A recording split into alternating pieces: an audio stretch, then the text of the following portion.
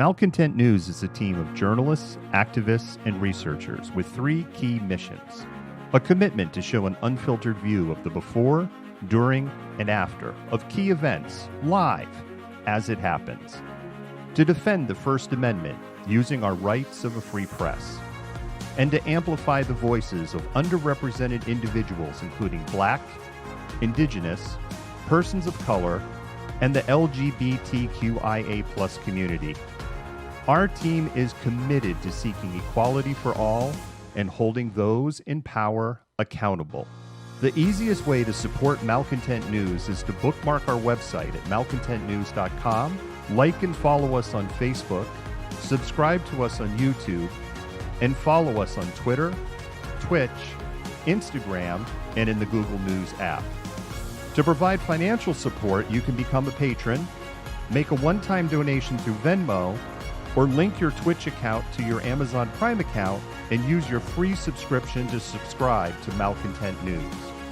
Thank you for supporting independent journalism and for being a malcontent.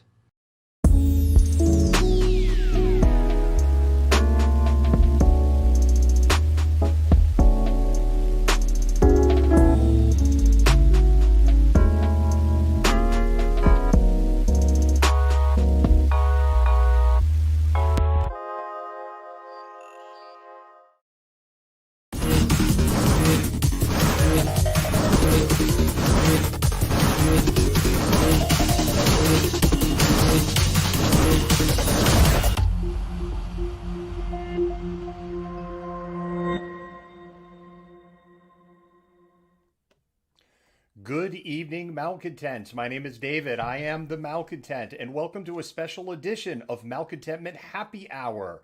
Today is Wednesday, February 24th, 2021. Jennifer has the night off tonight. Tonight we have a special presentation, just as the subject line says. Tonight we are going to be playing an interview with Sir Keenan Hart and with Kendrick Glover. We interviewed them today as part of an upcoming roundtable that KCTS Channel 9, the PBS station here in Seattle, will be airing tomorrow at 7 p.m. on the topic of Black youth mental health. What we're going to do tonight is we had the interview. We're going to play that interview that we had. It's a great interview. Wow, it just sounded so like, it's really great, totally fabulous, great, amazing, bigly. It is. It's a great interview. Where we're going to start things off is with a little bit of a land acknowledgement, and we don't have Jennifer, so I'm just going to wing it a little bit, Malcontent. And then we are going to play a little pre-roll, and then we'll go into the interviews. And we'll have a little time for a little Q&A at the end.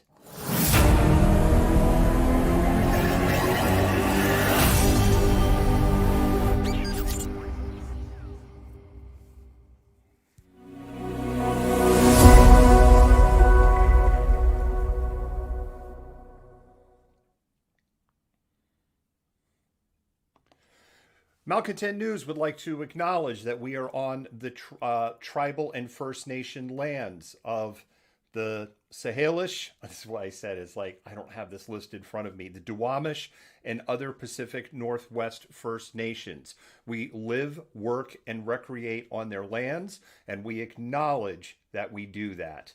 And we thank them for the ability to do that. And with that, thank you so much for your patience with me winging the land acknowledgement that Jennifer does so much better than I do. With that, what we're going to do is we're going to roll a challenge of the generation. If you haven't seen this before, this is going to be great. If you have seen it before, I think it's worth a refresher because nothing has really changed since we made Challenge of a Generation in the summer of 2020. It really ties into the GEM organization and what they do and the interview that we'll be playing.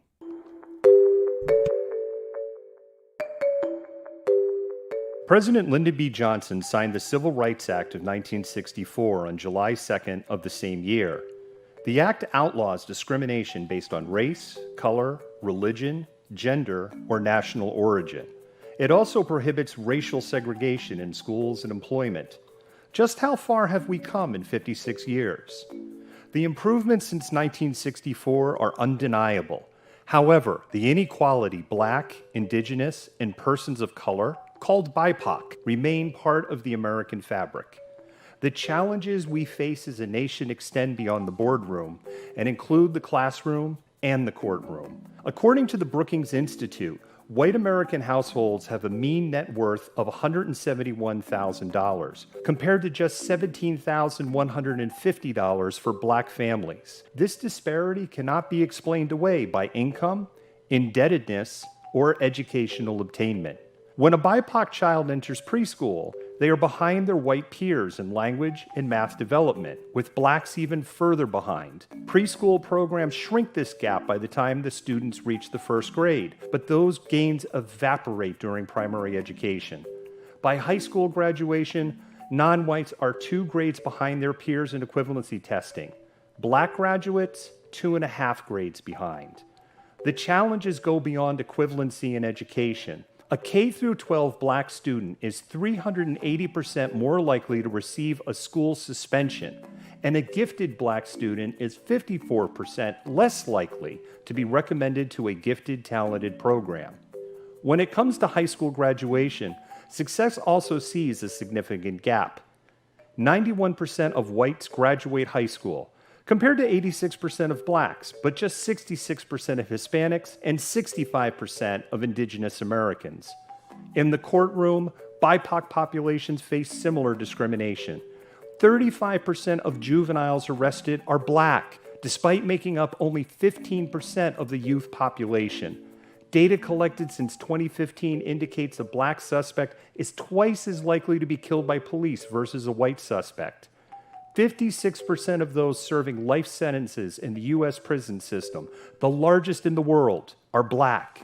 The United States judicial system is overwhelmed, with 80% of cases ending in a plea deal and never even going to trial. Between socioeconomic, educational, and judicial disparity, the college and career level impacts is dramatic. 72% of white students that complete high school goes on to an undergraduate program, compared to 44% of Black students and 50% of Hispanic students. While 59% of white students who attend college go on to graduate, only 43% of Black women and 35% of Black men do. And that disparity is maintained even among the elite universities. By the time a BIPOC American reaches the workforce, they have a higher chance of having a criminal record. They are 2 grade levels behind their classroom peers and face a lifetime of reduced opportunity.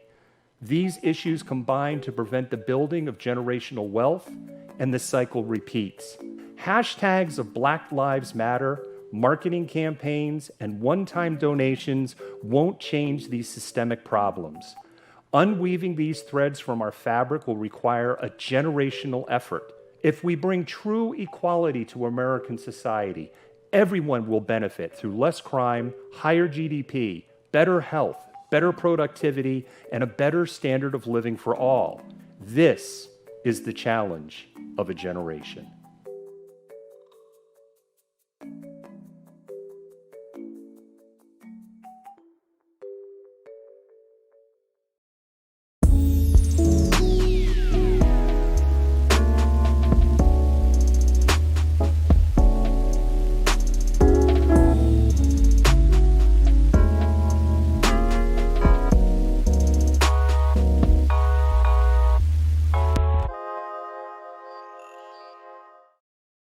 Hello, and thank you for joining us. We're here with Sir Keenan, Hart, and Kendrick Glover of GEM. They are both going to be participating in a roundtable that'll be on KCTS Channel 9 Thursday at 7 p.m. The name of the roundtable is Centering the Mental Health on Black Youth. Kendrick, sir, thank you so much for joining us today. Thank you for having us. Yes, thank you for having us. Kendrick, I think I'll start with you today. Why don't you tell us about your organization, GEM, why it was founded, and what it does? GEM was founded in 2014 of June. And before GEM was founded, I happened to be a high school counselor in the Kent School District. And over the years of being a high school counselor, I noticed that young people always wanted to have a connection outside of school more than inside of school, because it was the life circumstances they were dealing with outside of school that usually affected some of their in-school performances. So I started having little one-off mentoring sessions after school. And then that just blew up to where students started to responding to me a little bit more by attending school on a regular basis. But when they did, they wanted to have some type of check and connect with me just to talk more about their social and emotional well-being. Gym started out of a need from the community, from the youth and young adults that we were serving. We started out as an all young men's program, and now over the last 6.5 years, we have grown into serving young men and young women up to the age of 24, focusing on social emotional well-being. A lot of the trauma that our young people face comes from their social and emotional environment. It's hard to focus on learning when you're focusing on survival. It's that whole encounter with Maslow's hierarchy of need. If your bottom need is not being met, how can you go to the next level? You know, if you don't have shelter and food and water, how can you think about going to school and performing at the level that teachers and administrations expect you to perform in? So we figured we will take the academic piece, not completely out of the equation, but we would hold it up to the light and focus on what are some of those things that have some hindrance to our young people actually achieving the academic goals that are set for them. What are some of the challenges that the minority communities are facing in King County today? I'm glad that you asked that question. So let's just frame it like this, right? I'm one of those people who I love numbers, but I hate math. And it sounds a little bit funny and cliche, but it's true. So when you think about in terms of numbers, in King County, African American and people of color make up about 7 to 10% of the total population. However, we make up over 45% of the incarcerated population.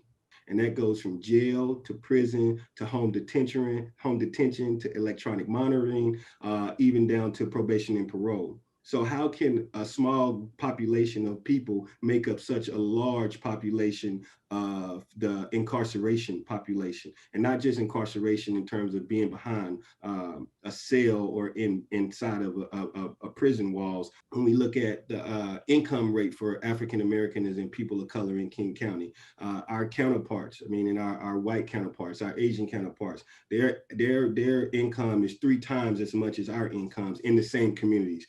In particular, where we are founded and headquartered in, which is in the city of Kent. So I think the average medium income is about $75,000 for just the average family. But you take that and you slice it in half, you're talking about $35,000 to $40,000 for an African American family here in the city of Kent. This is why our program is needed to help young people focus more on their social emotional well-being. So when it comes time for their academic piece to kick in, which is already natural, it's an innate ability that everybody has a capability of learning. However, when you're focused on, like you said at the beginning, survival first in your home and your community, then you're going to put everything else on the back burner.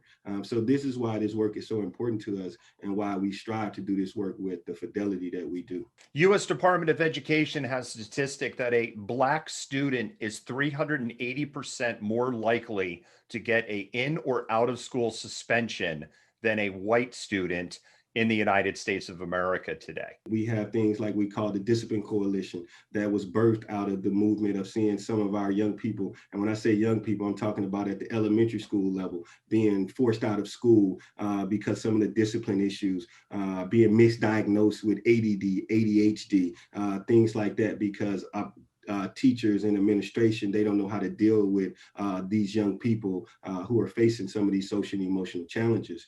So that's why gym is important. Going into the schools, going into the classrooms, participating in after school programs, creating a space and a safe place for our young people to come to and land on at our headquarters in Kent, Washington, so that they can be their true selves, but also understand who they are and where they want to go in life by working with some caring adults who have a similar story, a similar background, and who can impact positive change in their life. You had talked about the type of services that you provide. Could you give me a little bit more detail on that and some examples? A lot of young people are referred to us through juvenile court, through community agencies, but a lot of our referrals come from schools and school districts because they're at wits' ends with young people who are truant a lot, who come to school and have disciplinary issues, or who just come to school and fly under the radar, just going to classes, get the free meals, socialize, and then they're out of there.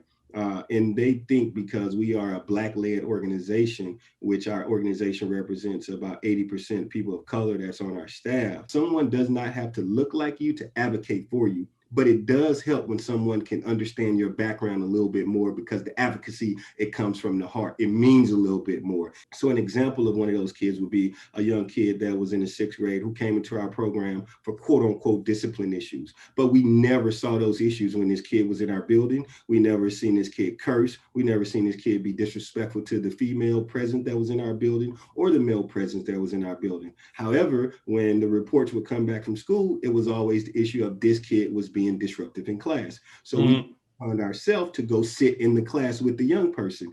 And then we found out, well, not all the time was it the kid. It was a lot of times that the way the teacher talked to the kid, the way the teacher welcomed the kid into the classroom, the way the teacher exited the kid out the classroom, the way the teacher did not spend that direct one-on-one time with the kid in the classroom. When our mentors would go in the classroom, our case manager went in the classroom, they saw some of the issues that was being written about, but they didn't see all the issues because there was an action to the reaction for the young person. So it was all about how that young person was being treated, which goes back into the relationship piece. Sir, why don't you tell us a little bit about you and how you came into the GEM program? In the 6th grade, I think it was, my older cousin Larry, he told me, hey, come to gym with me today.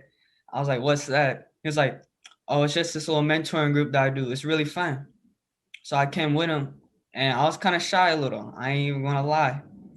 And like the moment I walked in the door, Kendrick comes over there, was like, what's up? How you doing? And I was like, oh, so this is pretty cool. And like one of the like things that helped everybody get broken in, because it was like the first day, we just grabbed like a wad of toilet paper, and we'll take a few, how much we'll use to like use in the bathroom.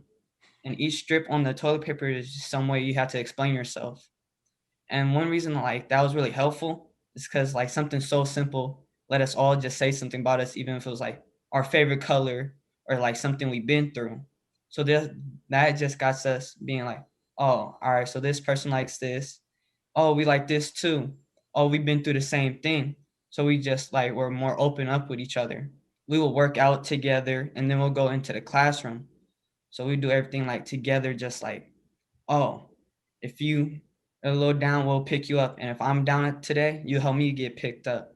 And then like the mentors, if like that wasn't helping, like they'll like be like, you need somebody to talk to, how you doing? And like that really helped me personally, because like 6th grade, 7th grade was all good. I was live with my father. And like the past 2 years, my mom came back in my life, and like my life hit a whole 180. And coming into the summertime, Kendrick was there. It was like, you need somebody to talk to, because I was coming into the building a little sadder than usual. And like everybody would just be like, all right, we understand. And they just helped me think, because at that time it was very hard to just process things. I wasn't rationalizing everything. I was just saying, this gets me mad, let me be mad. But then he just like, I know you're going through a hard time right now, but we believe in you, and we're going to put our trust into you. And, you know, don't let this stop you. You're a great kid. And like those simple things just helped me a lot. Now I go to O'Day. It's like one of the hardest schools to get into in Seattle. So I'm really proud to be able to say that I went to the GEM program, and it's helped me out a lot, from speaking up, being a part of things, being a more leader in like my community, my classroom, or even just my peers. It's really hard in our society because in our society, men and boys are not expected to have any emotions. We're supposed to keep it all inside. And we're taught this at a very young age. Tell me a little bit, sir, about your journey in learning to embrace those feelings. You talked about, feeling angry, feeling sad, feeling down. Kendrick and the organization is telling you it's okay to embrace that and be in those moments. Tell me more about that. One of the biggest things that like controlled my feelings was my grades, because the elementary I went to, they didn't really teach me like that. My classrooms had like 45 kids in it, one teacher. Then that one teacher wouldn't even give us homework, anything like that. And for me personally, grades play a big role into me getting to the school that I wanted to. Gym, it was like around the summertime. My grades weren't as good, so my school, we do summer school just to, like, keep your brains refreshed. Mm-hmm. And gym, it was like, what was your GPA from it? I had like a 3.2, and like they helped me in that. They're like, all right, so what's going on? What can't you understand? And they're just helping me. It's like, oh, so this is what you're having struggling with. So they gave me little tips. It was like how to focus. They're like, here, the one thing, if you're ever feeling like anxious, here's a breathing technique. It's like you hold your nose, you breathe in, you hold it, and then you breathe out the other. They said do that a few times. I did that. I went back into 7th grade and I got my first 4.0 GPA ever. And like after that, I was just like really happy. I just remember like calling Jen, was like, hey, I got this, my GPA this semester, and it was a 4.0. I just remember everybody being like super happy. And it was like, dang, this really helped a lot. And like I know if I didn't have them outside like my family pushing me, I probably wouldn't have been more motivated to just go out and be like, all right, I know this is frustrating me, but I got this. There's people rooting for me. So that's one way that they helped me a lot. And like embracing like feeling like down because of something that we get graded on from other people's aspects. There's been a lot of digital ink that has been spilt on COVID, social isolation, social distancing. A stat that I recently heard is office productivity is down about 62, 63%. Depression is up overall 45%. We see lots of numbers about adults. We don't see a lot of numbers beyond speculation to students. And there's a lot of speculation that this 1 year break because of COVID has been harmful to the student body community. What have you seen and what unique challenges have the minority populations experienced? With COVID, it just has really shed light on some of the injustices that go on in communities of color. I put this quote up and it says, they love our rhythm, but they hate our blues. Like, right? They would love to listen to our songs, but they don't want to live the words of the song. And that's just the truth about America as it stands right now. And for our young people, we knew that during that time of COVID, especially from probably about March of 2020 to we got into that phase 2 in July-ish of 2020 when they started opening back up and that 25% came.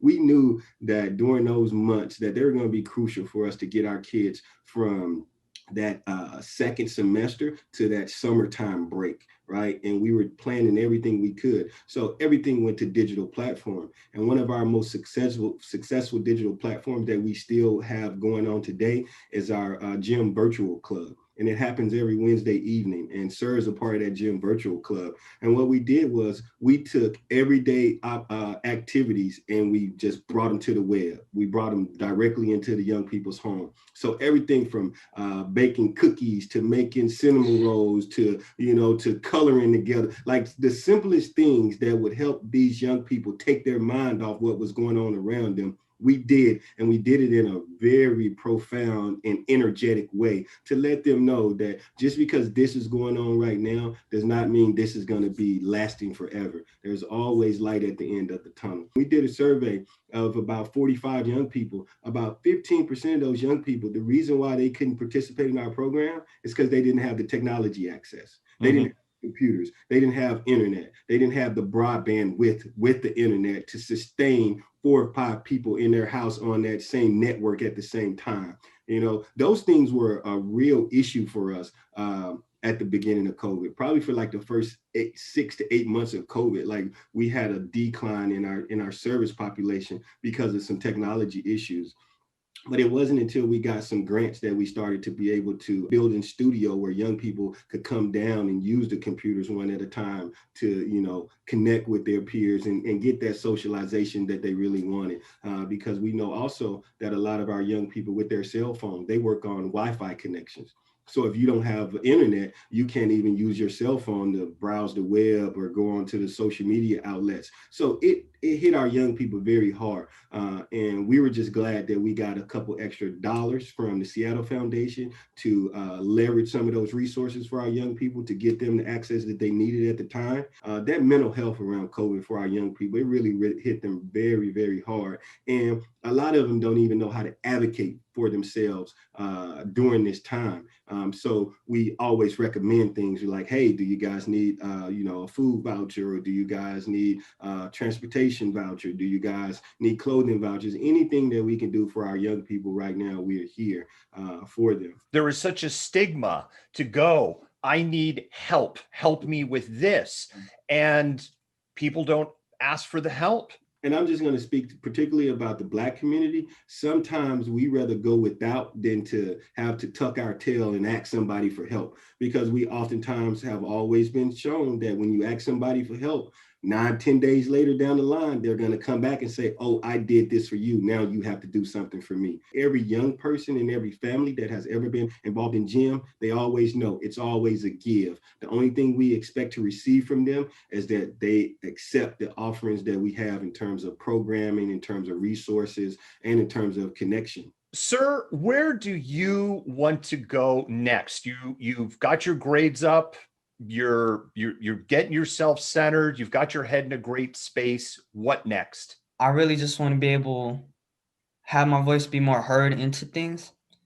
Like, one thing that Gym is doing, like in another program that I'm in with them, is that they're helping me build what we're going to do for this incoming summer. So like that's going for, like, if we are in person, we're going to do field trips, what we're going to do for our program, and what we're going to base it on that summer.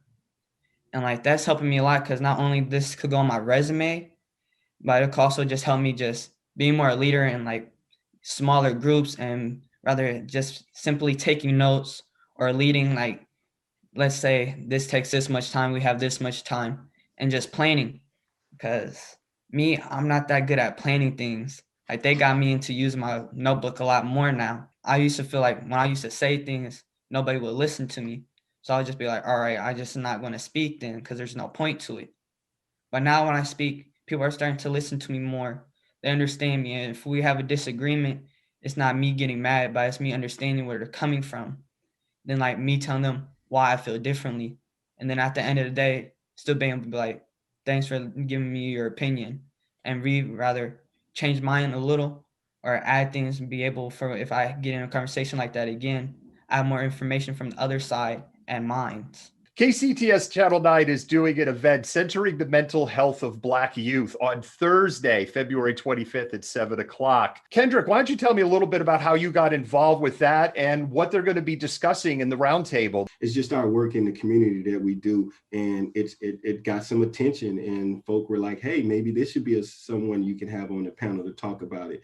And I love having conversations with talking about supporting young people on whatever level it may be. So my focus on this panel and at this event is going to be more around the socio-emotional well-being from a traumatic standpoint, which is the beginning stages of some of that mental health, depression, anxiety, and things like that young people face. So we just want to get to the root of the problem, and we want to call it out, because when we can call it out, we can name it and we can claim it, and then we can take ownership of it, and we can change some of these things that we face on a daily basis, not just young people, but adults. I think for so long, it's been a stigma in the Black community that we don't talk about some of our mental health issues, because they used to label it as being crazy. Oh, if you have mental health issues, you are crazy. You're quote unquote, something is mentally wrong with you. No, I have trauma for being a young person and seeing my dad get snatched up by a police officer. So that's why I don't trust him. Like, that's not mental health issues being crazy. That's just me having a traumatic experience, and nobody says, talk to me about the why did that happen? Even if my dad was wrong, could they not have put me in a different room and then taken my dad into custody so I didn't have to see that? That's just one example that young people are in our community have to deal with, which is why we always talk about race relations as well. I mean, mental health and race relations go hand in hand when you talk about it. So I'm just hoping that some of these talking points get brought out in this conversation. How can somebody support your organization? We always have needs that are too great to fill. We're a small nonprofit organization with 9 team members. We don't consider ourselves employees because we are a close-knit family, and our young people, when they come in the door, they can see that, they can smell it, they can feel it, they can sense it. So financial support is always one. Also, just getting the word out, just telling people about us. Like, hey, it's a group in Kent that works with young people throughout King County and Pierce County. Here's their website, www.strongchildren.org. And then just any other type of support in terms of coming down and volunteering your time with our young people. And for those people who are out there who are saying, well, I don't have the training to do this. Life has been your training. If you've lived, you've learned. And you can share what you've lived and learned through. So don't hesitate to reach out and say, hey, how can I get involved? Sir, what would you say to somebody who's might be watching this, who's maybe closer to your age, or maybe the parents pulled them into the room and said, hey, you should be watching this right now? And they're like, oh, come on, really? What would you say to them? I would say to just get involved into GEM or something at least like it, because I know that GEM has helped me out a lot in like so many different aspects from all the things I listed earlier. Because I know a lot of people around my age, they feel the same way sometimes, that when you talk that you're not being heard. And that's like a big thing that GEM has like have their basis on, is don't be afraid to advocate for yourself. Your voice is powerful. So I want for the people around my age, older or younger, just try to get involved something like GEM or even just GEM and like practice advocating for yourself. We have been talking to Sir Keenan Hart and Kendrick Glover about the GEM program. They will be on KCTS Channel 9 for a roundtable discussion on centering the mental health of Black youth. That will be airing on Thursday, February 25th at 7 p.m. Sir and Kendrick, thank you so much for joining us today. Thank you. Thank you for the chance of being a part of this. I hope you all enjoyed that interview as much as I enjoyed speaking with both Kendrick and Sir. And I encourage you tomorrow night at 7 p.m. to watch the KTCS Channel 9 on PBS Roundtable on Black youth mental health. I think it's an extremely important topic. There was the very sad news that came out today on the study that a Black young man like Sir Keenan has a 20-time higher chance of dying due to gun violence than his white peers. 20 times. We have to fix this, malcontents, and the Black community is not going to be able to fix it unless the white allies stand up with them and say enough.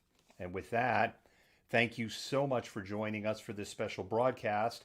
Happy Hour will go on Thursday, and it will start when the KCTS program ends on that. So we're shooting for 8 o'clock.